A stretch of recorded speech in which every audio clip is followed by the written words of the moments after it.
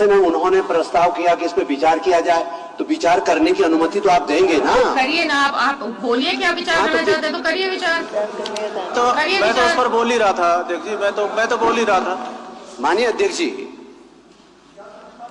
एक चाहे वो नगर पालिका अधिनियम जिसको अभी सदन ने पारित किया या नगर निगम अधिनियम है, मुझ जैसे व्यक्ति की एक गंभीर चिंता इसमें ओबीसी का जो आरक्षण है उसके बारे में सुप्रीम कोर्ट ने कहा है कि एक डेडिकेटेड कमीशन उसका एक रैपिड सर्वे करेगा और उसके बाद आरक्षण का निर्धारण करेगा। अब वो एक रैपिड सर्वे एक ऐसा विषय बन गया जैसे कोई जादू की छड़ी हो कि जाइए किसी बाजार में घूम करके आ जाइए और कोई कह दे यहां तो 60% ओबीसी है तो 60% ओबीसी लिख दीजिए। ये केवल नगर पालिका और नगर निगमों में आरक्षण तक सीमित नहीं है अध्यक्ष जी। मेरे चिंता का कारण यह है कि उत्तराखंड जैसे संवेदनशील राज्य में, फ्रंटलाइन स्टेट में, बॉर्डर स्टेट में, यहां की जो डेमोग्राफी है वो चेंज हो रही है।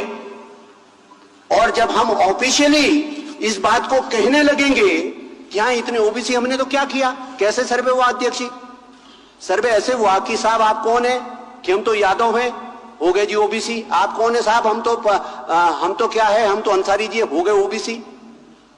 कास्ट बेस्ड चीजों के लिए भारत सरकार के और तमाम सारे कोर्ट्स के रिटन जजमेंट और रूल्स लेट डाउन है कि जाति का जो निर्धारण होता है वो माता पिता से होता है, कहां हम रह रहे हैं उससे जाति का निर्धारण नहीं होता है।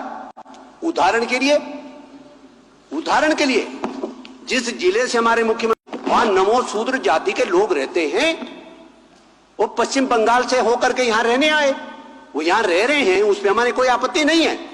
लेकिन यहां एक अभियान चला कि इनको अनुसूचित जाति घोषित किया जाए क्योंकि पश्चिम बंगाल में अनुसूचित जाति है। The matter went right up to the government of India, registrar general के यहां गया।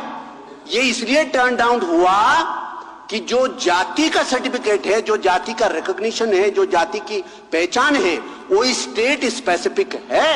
जो उत्तर प्रदेश का ओबीसी है उत्तर प्रदेश का ओबीसी है, उत्तराखंड का ओबीसी नहीं हो सकता। जो हिमाचल का ओबीसी है वो हिमाचल का ओबीसी, उत्तराखंड का ओबीसी नहीं हो सकता। Including marriage of a women और मैरिज टुगेदर, मैन और women, the marriage does not change the status of the cast.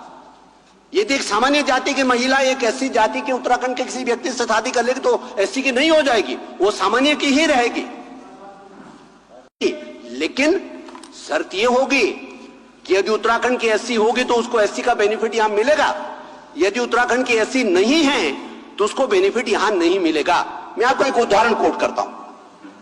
अभी जुम्मे कुछ महीने पहले लोकसभा के चुनाव हुए, मध्य प्रदेश के अंदर मेरी खुद की पार्टी ने, भारतीय जनता पार्टी ने एक आरक्षित सीट पर एक महिला को टिकट दिया।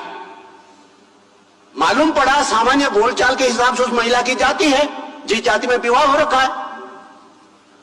जब चुनाव के संदर्भ में उसमें विचार करने लगे तो मालूम पड़ा कि वो महिला की पैदाइश तो मध्य प्रदेश की है, तो लिहाजा मध्य प्रदेश की पैदाइश होने के नाते राजस्थान में उनको आरक्षण का सर्टिफिकेट नहीं मिल सकता। अल्टीमेटली पार्टी को कैंडिडेचर बदलना पड़ा। तो बहुत गंभीर विषय पर बात कर रहे हैं हम लोग। इसलिए बहुत सारी समस्याएं सरकार के सामने हो सकती है। सुप्रीम कोर्ट का जजमेंट है, हाई कोर्ट ने टाइमलाइन तय कर दी, लेकिन साथ ही साथ अध्यक्ष जी, हम विधानसभा के सदस्य हैं, सरकार हमें आंसरेबल है, हम सरकार को आंसरेबल नहीं है। ये सत्ता पक्ष में बैठ करके कह रहा हूं। And no court of the land, no court of the land, be it high court or the supreme court, no court of the land can direct the विधानसभा कि तुम ऐसा काम करो। विधानसभा कल के रोज यदि डिसाइड करती है कि हमें तो इसे प्रवर समिति में विचार करना है, तो कौन हमें रोक सकता है? और प्रवर समिति यदि विचार करते समय तय करेगी कि हमने इतने दिनों तक इसकी छानबीन करती है, हमें कोई रोक सकता है?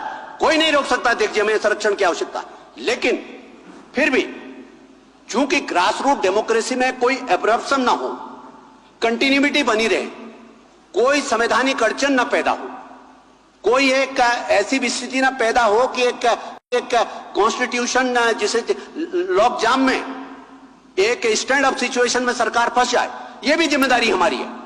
तो लिहाजा कम से कम माननीय मंत्री से मैं अपेक्षा करता हूं कि बाकायदा जिम्मेदारी पूर्वक इस सर्वोच्च सदन में कहें कि जो ये बाकायदा रैपिड सर्वे का फटाफट रैपिड क्या बना दिया, इसको तो रैपिड ही बना दिया।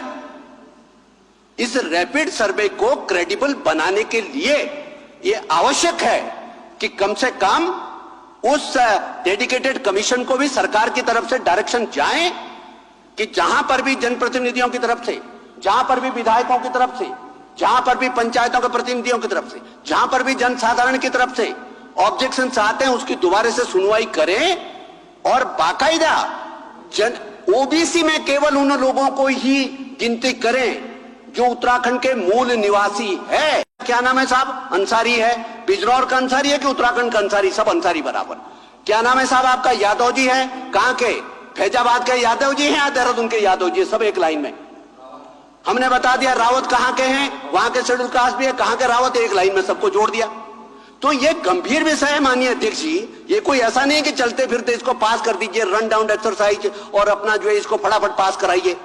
इसलिए माननीय अध्यक्ष जी मैं आपसे फिर कहना चाहता हूं, इस राज्य की संवेदनशीलता के बारे में जागरूक बनिए, इस राज्य की इस राज्य की मौलिकता के बारे में, इस राज्य के मौलिक कैरेक्टर के बारे में, यहां के कास्ट कॉन्फ़िगरेशन के बारे में, यहां के डेमोग्राफिक प्रोफाइल के बारे में हमारी कोई जिम्मेदारी बनती है कि कुछ नहीं बनती है? केवल हाथ खड़े करने के लिए बैठे? हाथ खड़े करने के लिए नहीं बैठे। और डेमोक्रेटिक प्रोफाइल के ऊपर ना केवल भारत में बल्कि दुनिया के अंदर भी बहुत सारे लोग उत्तराखंड जैसे राज्य में डेमोक्रेटिक चेंजिंग डेमोक्रेटिक प्रोफाइल के बारे में चिंताएं जाहिर कर रहे हैं। तो हमें तो करनी ही चाहिए। यह विषय नगर पालिका नगर निगम का नहीं है। ये जो बातें मैं कह रहा हूं ये नगर पालिका के बारे में भी लागू होता है माननीय मंत्री जी। इसलिए इसमें बाकायदा मजबूती के साथ एक नीतिगत निर्णय लेने की जरूरत है और बाकायदा इन द नाम of OBC, in the name of SC, in the name of reserve classes जिस प्रकार से इन्फिल्ट्रेशन हो रहा है, हम किसी के कहीं पे काम करने के विरोध में नहीं है अध्यक्ष जी। भारत का संविधान हमें अधिकार देता है कि हम देश के किसी भी कोने में काम कर सकते हैं। हम किस तरह का काम करें कि आर्टिकल 19 हमें अधिकार देता है कॉन्स्टिट्यूशन ऑफ इंडिया। लेकिन किसी प्रदेश की अपनी एक डेमोग्राफी की कुछ आप जबान से बोलते हैं, कुछ नहीं बोलते। बहुत सारी चीजें डेमोग्राफिक प्रोफाइल के बारे में बिना बोले भी समझा जा सकता।